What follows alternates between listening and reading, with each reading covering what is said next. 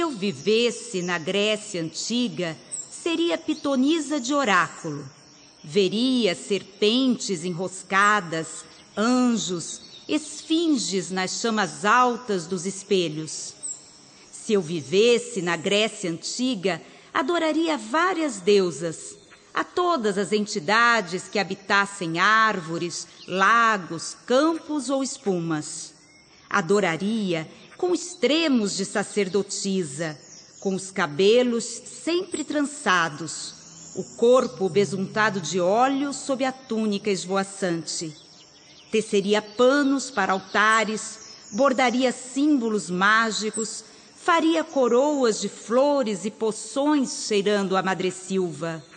Veria a coruja de Minerva ditando a mais pura sabedoria, e os galgos de Diana correndo por entre os juncos da floresta.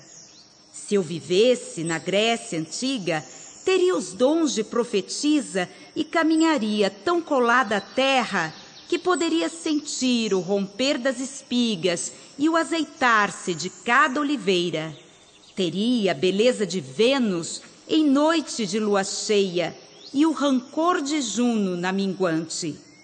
Na Grécia Antiga, eu adoraria várias deusas e, por ser mulher, seria uma deusa viva.